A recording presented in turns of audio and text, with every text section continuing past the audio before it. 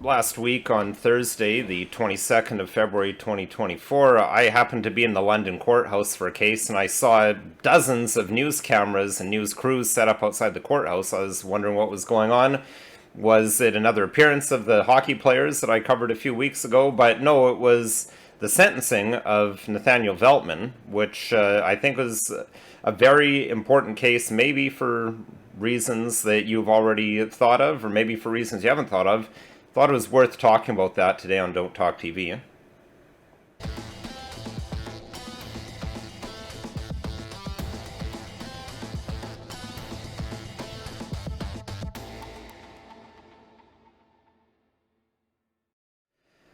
Hello, my name's Nicholas Wansbutter. I'm a lawyer in Stratford, Ontario, Canada, and welcome to Don't Talk TV. So as I mentioned in the preamble, last week, Nathaniel Veltman, very troubled young man, was sentenced for the murder of a Muslim family in London, Ontario. Viewers may remember that case. It was a very high-profile case. This individual, he just drove down this family of people who were waiting to cross the street on a street in London, Ontario, killed all of them but one who was seriously injured. He was convicted of multiple counts of murder and one count of attempted murder.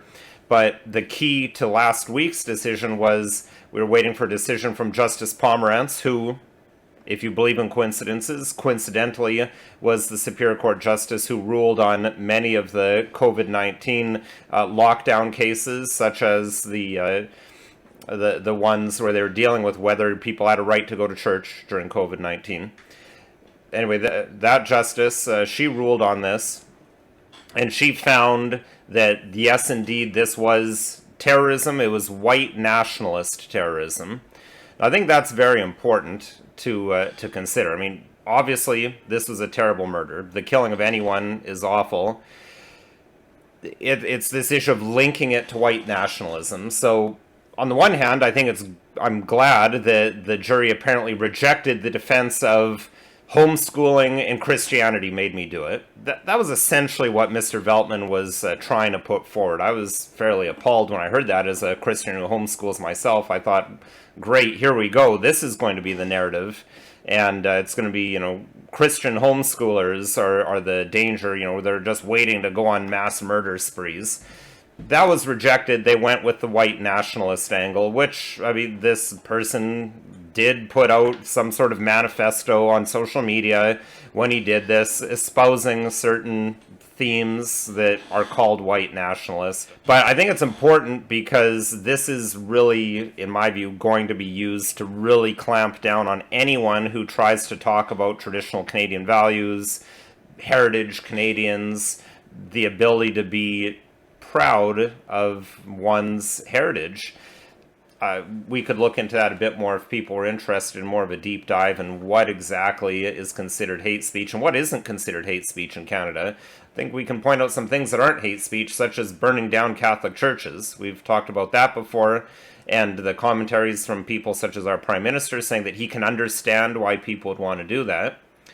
So I think it's very important when a big deal, because this is the first time, this Veltman case, this is the first time that these terrorism laws were put to the test, and I don't think it's a coincidence that it was a white nationalism type of case. I mean, this individual wasn't involved in any white nationalist groups that I know of.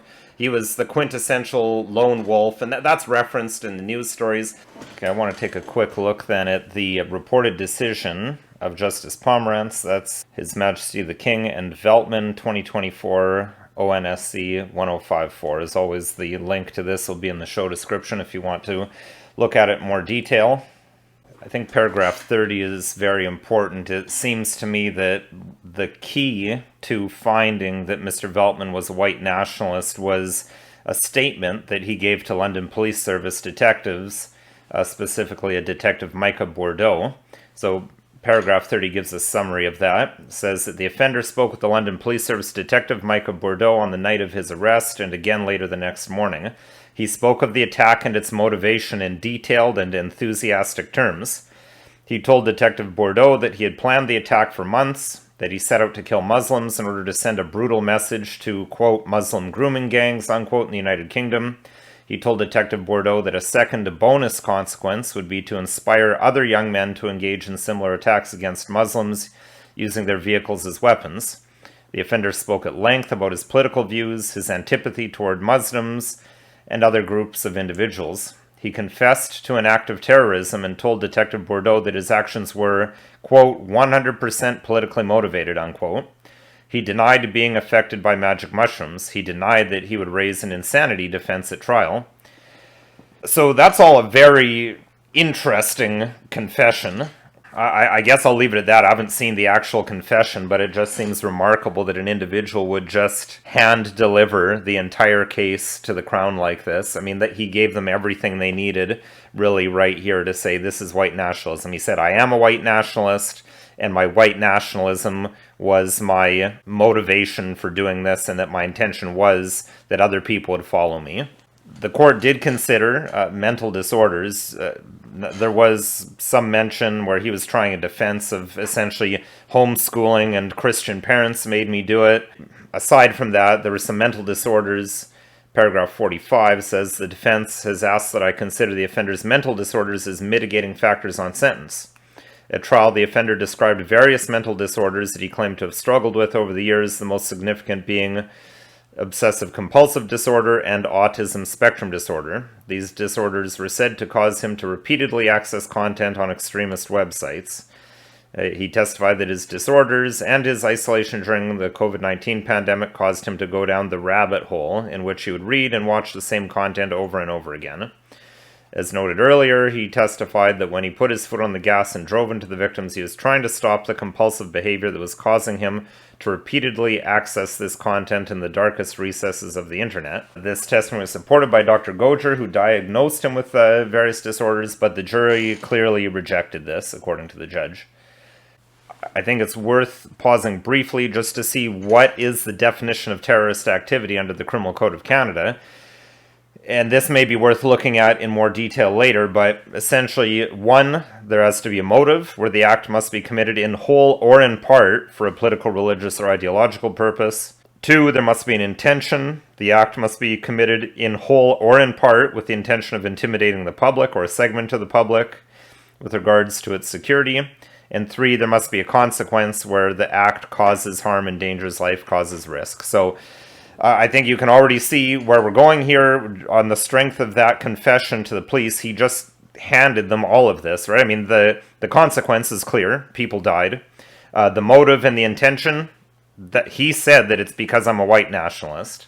Now, here, I think the defense made some interesting arguments here. Certainly better arguments than the whole homeschooling and Christianity made me do it, where they said that he had no ideology. His beliefs amounted to a collection of unrelated and disconnected opinions. Now, Justice Pomerantz rejected that. She says, while it's true the offender held antipathy toward any number of identifiable groups, she says, however, there's a discernible thread that knits his views together. His enmity toward Muslims and others flows from his adherence to white nationalism. The offender is an admitted white nationalist. I mean, of course, he used that terminology in his statement to police. He believes in the superiority of the white race and the related aspiration for an all-white society. The ideology that animates terrorist activity need not fall into a recognized category of beliefs, although you better believe that white nationalism now is a recognized category of beliefs, and it doesn't need to be promoted by a particular group. So they quote this case OS, where the court there said that the term ideology is defined in the dictionary as a system of ideas and ideals, especially one which forms the basis of economic or political theory and policy, or the set of beliefs characteristic of a social group or individual. Now, the defense also made what I think is a valid point here, that in paragraph 93, the defense points to the fact that the offender did not disseminate his views to anyone, suggesting that he was not looking to intimidate anyone. Moreover, even if the offender did wish to send a message, a desire for revenge is not the same as a desire to intimidate a segment of the public. And we did see earlier that it seemed like the key was he wanted to send a message over these so-called rape gangs in the United Kingdom. Justice Pomerantz found that in paragraph 94 that secrecy does not detract from proof of terrorism. The offender was in every sense a lone wolf. He did not join any groups. He did not communicate his intentions to others. So now the judge says this is a tactical decision. as tactical as his purchase of the truck and combat gear. The combat gear was a helmet of some sort. I don't know what type of helmet it was. I don't think you can actually buy a military-grade helmet, so it's probably an airsoft helmet. And she claims he had a bulletproof vest. I don't know what exactly that was. I mean, it is true that you can own body armor in Ontario, so maybe it was actual body armor. I don't know. So she just says he was a lone wolf doesn't mean that you're not a terrorist. So, paragraph 97, the conclusion, one might go so as far as to characterize this as a textbook example of terrorist motive and intent. There is nothing nuanced about the offender's statement to police. His words and his actions in committing the crimes compel the findings that the murders satisfy the requirements of Section 231, sub 601 of the Code, and that the attempted murder of Fayez Afzal meets the definition of terrorist activity in Section 83.01. And the court reached this after considering the evidence as a whole. It's hard to find a lot of fault with this decision. Again, going back to the confession, I mean, it is textbook because Veltman gave the police absolutely the exact wording, precisely what was needed to prove this case, which I think is very interesting.